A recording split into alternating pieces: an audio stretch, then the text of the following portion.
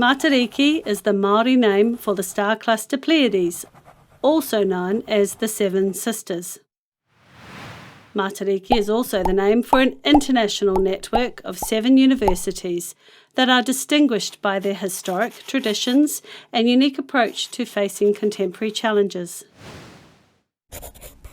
The Matariki Lecture Series offers a short program of lectures addressing current research themes or areas of common interest. This time, the lecture series is on race, racism, and decolonization, with a specific focus on practical impacts of racism on everyday living.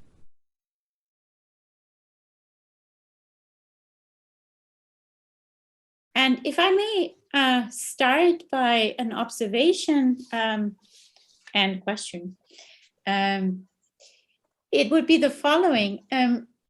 Correct me if I'm wrong, but my observation about your presentations is that we have collectively moved away from studying and understanding racism as something that is interesting because it's psychological or based on prejudices, toward an understanding of racism as systemic or structural or a technology with often very subtle, sometimes almost invisible measures that are very hard to detect. So in some sense, not only is there a new Cadillac, but somehow, and here the image becomes problematic, racism has been updated in such a way that it has become harder to detect somehow.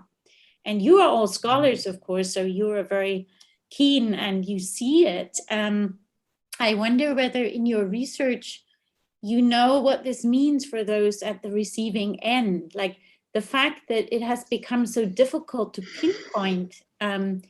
Does that make a difference? Oh, have we lost Chris, by the way? Because I would have thought that this is also an interesting question for him. Where's Chris? Chris is invisible as I talk about invisibility. Oh, I think he how left. sad. He left the Zoom session. I think I don't know whether where he is. Yeah.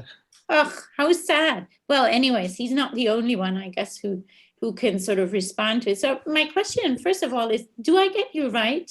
You are all, in a way, on the same page, aren't you, somehow? The question is, where do we go from there? And what does it mean for both your research and those at the receiving end? Yeah, Matt, you're nodding. Do you want to start us up? I'm sure I'd be happy to start off. So first of all, let me say I really appreciate everyone else's presentations and learned a lot from them. So it's a real pleasure to have a chance to be on the panel with you this morning. Astrid, I think you've got it exactly right. I think that there has been a shift in terms of how scholars from all these different disciplinary backgrounds, different national locations are approaching the study of racism. I think to answer your question, what do we do from here? I think the question of how we identify the problem of racism, I think, determines how we identify how to try to push back against it or what tactics might be used. I think during the time period I studied, there was still some discussion of racism being an issue of people's hearts and minds. In the American context, actually, the Swedish social scientist Gunnar Myrdal, his book An American Dilemma, was largely focused on the sort of deeply rooted prejudice that many Americans held, but how a lot of Americans responded to that was forming these kind of essentially book clubs or kind of social groups to kind of talk through the problem of racism. Even at that time, a lot of African-American social critics recognized that that wasn't enough, that the problems were institutional and structural, and that it was about voting rights and about mortgage redlining and about school segregation. So I think in our present moment, I think if we identify the problems as being largely structural in that face us, then a lot of the sort of responses are going to be probably policy-based and trying to understand what are the policies that need to change, what are the levers that need to be pulled to address the kind of very real life and death problems that face us. But let me stop here, and I look forward to hearing from other folks.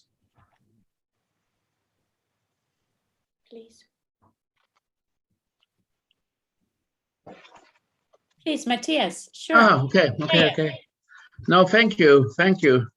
And thank you for referring to Gunnar Myrdal. I think that was a rhetorical trick, though. He wanted to appeal to Americans to find it a dilemma.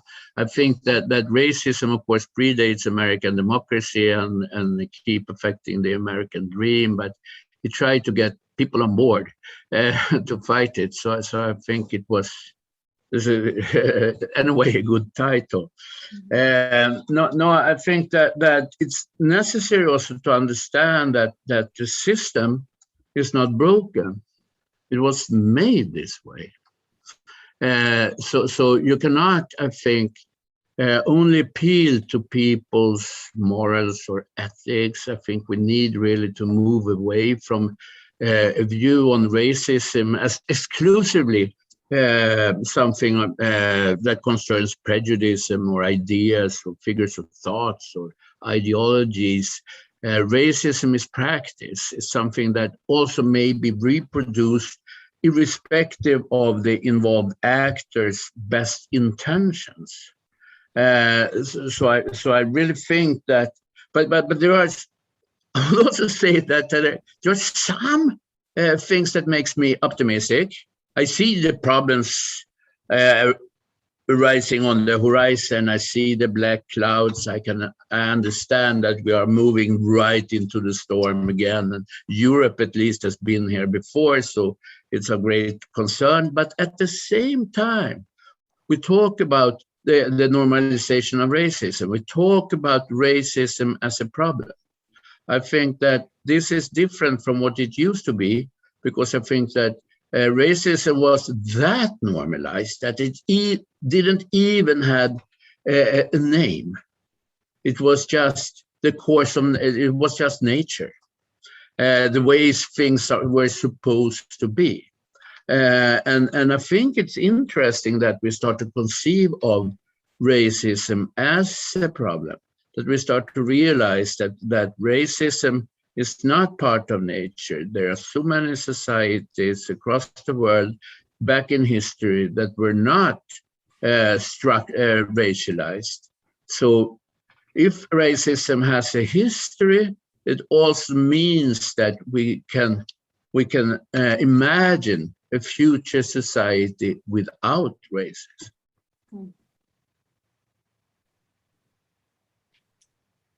Nicole and Debarchina, do you want to respond to this or bring in one of the terms that you mentioned, that is trying to turn things around by talking about privilege? I mean, that's another option, isn't it?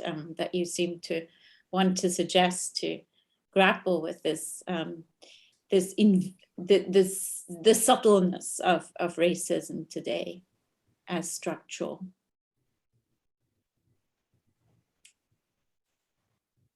I don't know who.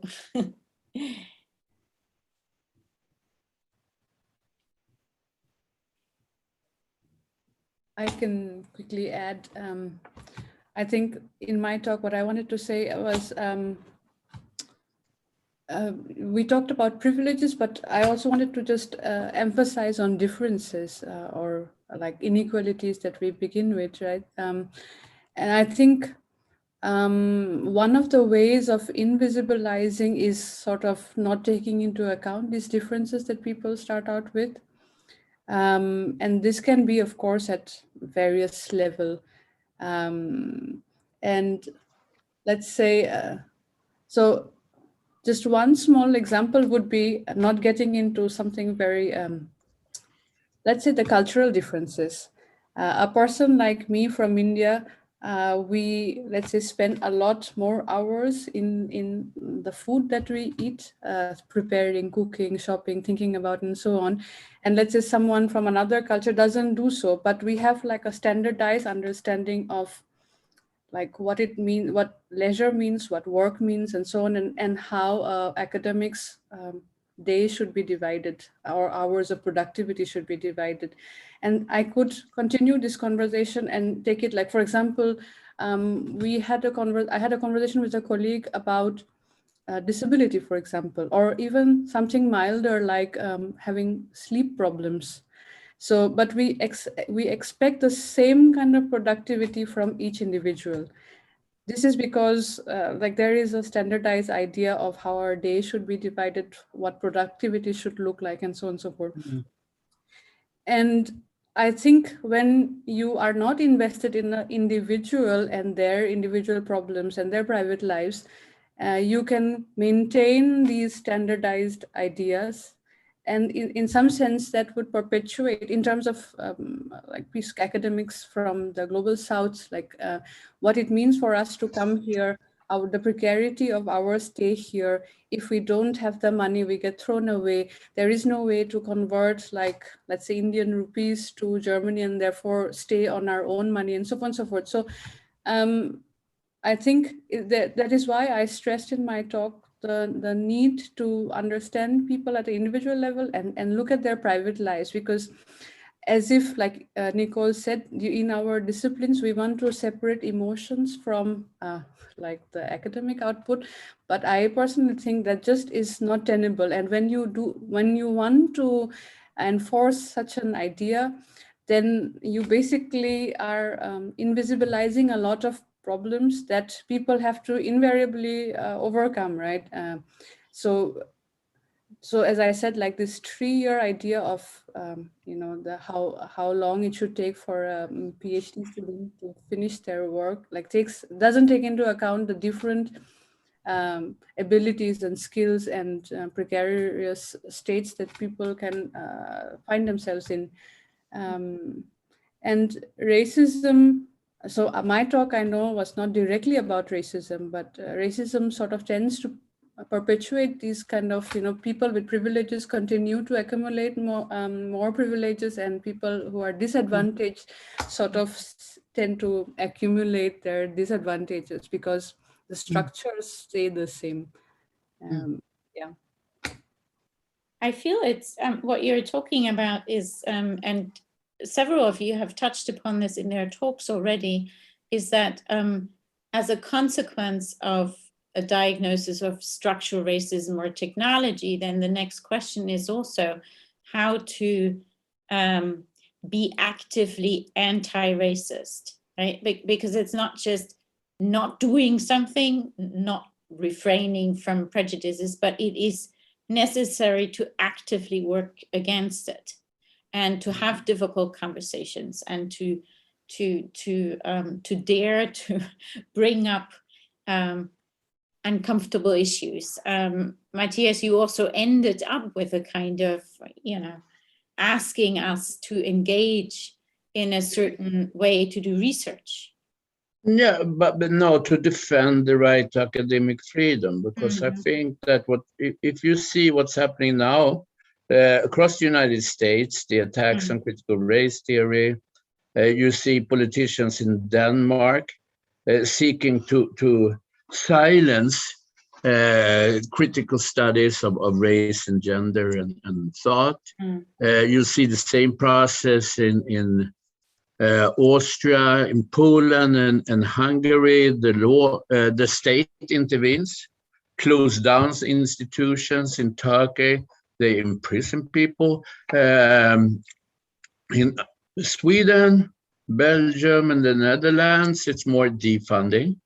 Also, in very good studies you're doing there, super interesting, race studies, gender studies, but there are also other important subjects. Let's fund that instead. And so it's done in Sweden with bureaucratic means, like the exclusion of Roma people. It's never explicitly said. So they do it other ways around. And I think it's a great concern, because I think as a scholars, if we are involved in this field, I start to get a little bit old now. I can see the differences of time, and I can see how young PhD students start to self-censor their theories, their perspectives, their analysis. I see how supervisors start advising PhD students, maybe, this is brilliant. Oh, these fantastic ideas to study structural racism. That's super, but maybe you should try something less controversial. And after, when you get tenured, then maybe you can engage in this study. And I think it's extremely problematic. And I think we need to sort of establish some kind of network of solidarity among scholars at risk.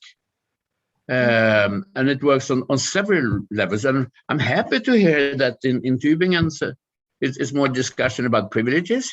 But I know that in other places it's also a question about losing your job or not getting funded. And Matthias was also in a way pointing out that while on the one hand we are talking about the subtleties and the invisibilities of racism and the gatekeepers of resources, as Chris did earlier, at the same time we have burning mosques.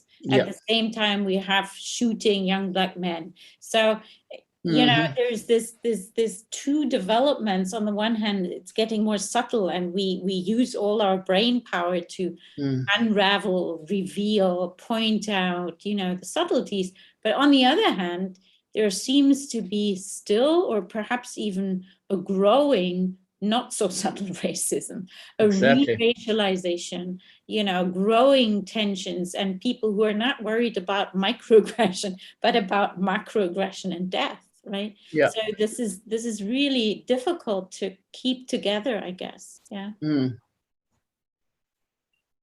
Please join. I mean, unmute yourself. Use the time to perhaps comment on this again and where you stand, what you wanted to say for the remaining maybe 5 minutes or so. No, I think you're absolutely right that it is really.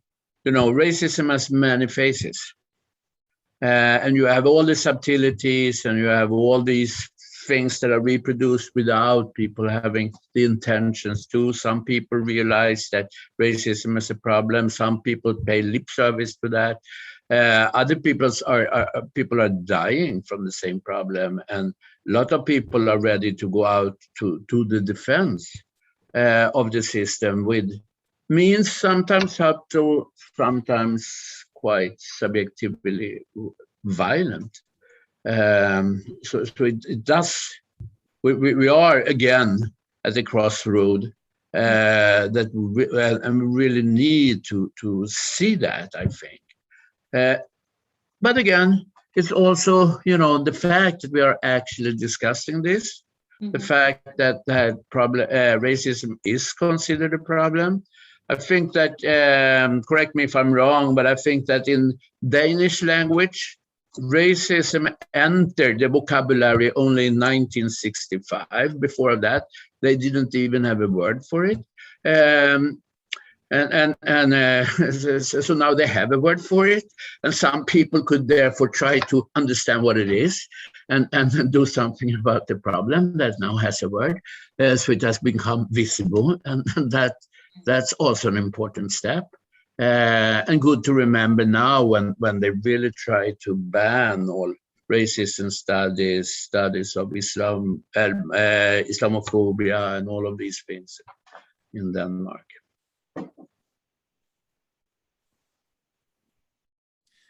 I was really struck in Nicole and Debrashana's presentation about the importance of kindness.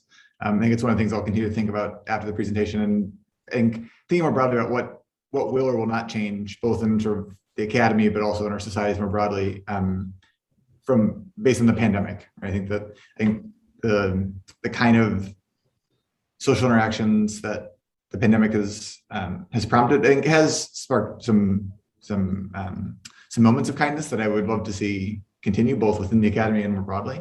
And we'll want to keep thinking about how to be intentional about making sure that those don't recede into the rear view as things start to stumble more towards normal as the pandemic hopefully recedes. I would like to add, because Nicole talked about emotional labor, that I think what we forget, or it's so mechanized that we forget that part of the job. I think if you are serious about academia, is is doing this emotional labor. Like there is no, or one should not think of actually academia devoid of this emotional labor. I mean, after all, we are in conversation. This academic work is if I understand, I mean, it should be some kind of conversation that we are having either with our students or our readership, right? And I feel that, and as we keep in mind when we write a book, like how our readership kind of understands our ideas, I think generally too, when we are speaking to our students and colleagues, I think it's important to first check if they are in the right state of mind to even have this conversation. So I think it's a very basic kind of idea, but we have moved to such a mechanized kind of understanding of humanities and like this movement away from emotions that I think now it needs as if some sort of a reiteration for us to remember what was our primary duty in some sense. And the second thing that I I didn't get a chance here, but apart from the kindness and this atmosphere that I talked about, the other thing is the pandemic actually opened up academic opportunities so much to the global south and so on. So I know I keep saying that when people complain about not meeting their colleagues and friends in real conferences and talks and so on the other hand, people from all over the world who could not travel to these conferences have now the opportunity to register and be part of this. So as I said, like in some sense, the pandemic has shown us different possibilities. And apart from this atmosphere of kindness, I think if we could also keep this openness, sort of if we could continue to have like these discussion forums open to people from all around, that would be something nice to keep from this experience. Yeah, thank you, Debarchana. That's really, that seems to be one of these unforeseen keywords that sometimes happen in a discussion like this. All of a sudden, you start with racism and you end with kindness, and suddenly it becomes this crystallizing word. I wish I knew how to be kind to Chris, who really lost us, never got back again. I'm sure when talking about bureaucracies, and in his case, of course, these are social welfare institutions, I'm sure he could connect to kindness as well in this kind of context, which is really so crucial for so many people. So I thank you very, very much for taking time and getting into a conversation. We all didn't know each other beforehand, but I think we did get to know each other a little bit. Tell all your friends and colleagues about this lecture series, because as you know, it has been announced at the beginning by Monique Scher. I will remind you again, there is on the 28th a continuation of this series on race, racism, and decolonization, the last part, third part, on decolonization on the 28th. That is something that you could, again, spread the word and invite others, or maybe even Zoom in yourself. Thank you very, very much. And yeah, have a nice evening or rest of the day, depending what time zone you're in.